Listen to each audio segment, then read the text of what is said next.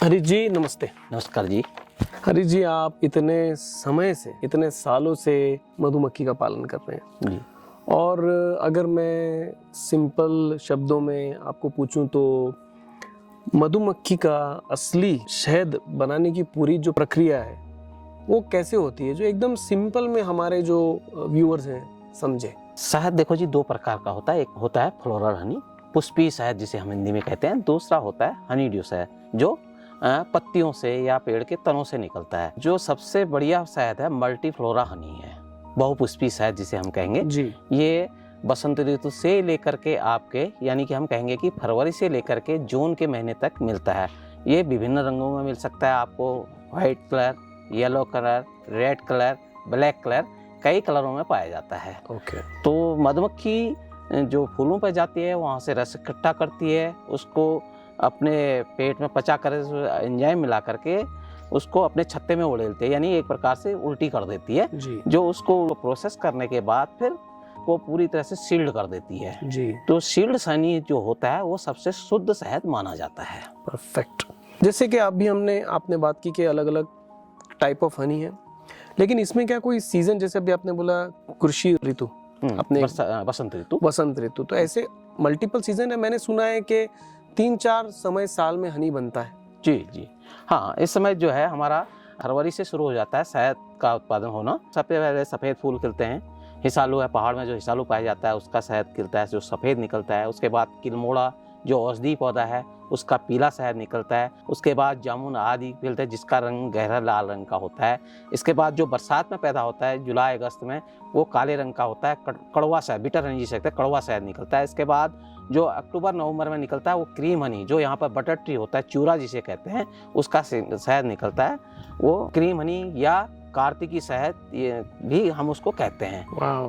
तो इतने प्रकार के शहद यहाँ पर निकलता है। और इसके अलावा जो है लिक्विड अवस्था में तो होता ही होता है, यहाँ के शहद को हम कॉम हनी में छत्ता शहद के रूप में भी निकाल सकते हैं। अच्छा अच्छा, चलो ग्रेट। हरी जी, दूसरा ना, जैसे कि हम मार्केट में देखते हैं तो शुद्ध जो वर्ड है, शुद्ध वर्ड की आपको पता होगा कि उसकी इम्पोर्टेंस क्या है, लेकिन उसकी इम्पोर्टेंस रही नहीं गई है। तो अगर आपके अनुभव में अच्छा और पका हुआ शुद्ध हनी का एक तो संकेत क्या होते हैं, और बी कीपर कैसे समझता है कि अब हाइव से हार्वेस्ट करने का सही समय आ गया है? तो 2 क्वेश्चन है मेरे। ठीक है, सबसे पहले तो हमें यहाँ के वनस्पति के बारे में पता होना चाहिए कि इस समय कौन सी वनस्पति खिल रही है। जैसे मैंने पूर्व में कहा था कि जब फरवरी और मार्च का महीना आता तो इस समय यहाँ पर सफ़ेद फूल ज़्यादा खिलते हैं। हिसालू हो गया, जंगली गुलाब हो गया, संतरा, माल्टा, ये इनका शहद निकलता है। तो उस समय निकालते समय हम जब बॉक्स को खोलते हैं, निरीक्षण करते हैं, तो उस समय से शहद का भी पता चल जाता है और उसकी खुशबू आने लगती है कि किस प्रकार का शहद और कौन से फूल का शहद आ रहा है। हम एक छत्ते को उठा के देखते हैं कि ये पूरी तरह से सील्ड हो चुका है या नहीं हो चुका है। अगर सील्ड हो चुका है तो उस हनी को हम हार्वेस्ट कर देंगे, ओके, हनी स्ट्रक्चर में डाल करके उस शहद को हम निकाल सकते हैं। बढ़िया जी, बढ़िया। और अच्छा और शुद्ध हनी के संकेत क्या होते हैं? अच्छा और शुद्ध हनी के, जो सील्ड हनी है पूरी तरह सील्ड हनी जो है वो शुद्ध शहद माना जाता है। उसे हम हजारों साल तक भी सुरक्षित रख सकते हैं। अच्छा। शहद ही एक ऐसी चीज है जो कभी खराब नहीं होती। आप 100 साल रखो, 1000 साल रखो, शहद ही एक ऐसी चीज है जो कभी भी खराब नहीं होती है। क्या बात है, जबरदस्त, बढ़िया। मेरा एक लास्ट क्वेश्चन है कि मैंने ये देखा है कि और सुना भी है कि मधुमक्खी और धरती की जो एक रिश्ता है और ह्यूमैनिटी का जो रिश्ता है बड़ा स्ट्रांग है।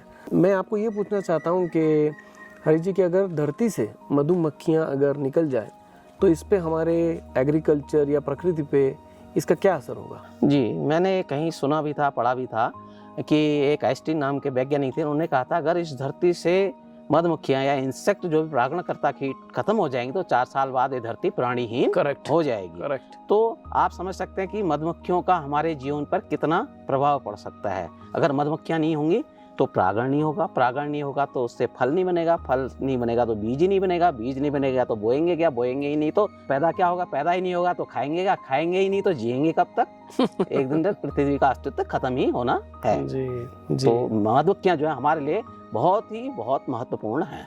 बहुत बढ़िया। इतने मार्केट में इतने सारे लोग हैं, इतना हनी लेके आ रहे हैं, हमको किसी से कोई मतलब नहीं है, लेकिन एक बी कीपर क्वालिटी हनी की तरफ जाता क्यों नहीं है और क्यों घाई में मिक्स करके भेज देता है? सबसे बड़ा कारण है कि देखो शहद की मांग, अगर आपके शहद की इतनी ज़्यादा मांग है, लोग उसकी गुणवत्ता ही नहीं जान रहे हैं। आप यहाँ देखते कितनी शहद की मांग है, अगर खराब शहद भी ले रहे हैं, अगर अच्छा शहद होगा तो लोग क्यों नहीं लेंगे। आपका एक ब्रांड अच्छा होना चाहिए, अच्छी चीज़ होगी, एक बार यूज करेगा, वो खुद मंगाएगा, अपने दोस्तों को कहेगा, अपने मित्रों को कहेगा कि वहाँ अच्छा शहद मिलता है। तो हम जहाँ तक संभव है हम बिक्री की दृष्टि से शहद को ना उत्पादन करते हुए उसे औषधि के रूप में उत्पादन करें, चाहे कि हम उसके पैसे 2 पैसे फालतू लें, लेकिन उसकी गुणवत्ता पर ध्यान देते हुए उस शहद का उत्पादन करके उसका विपणन करें।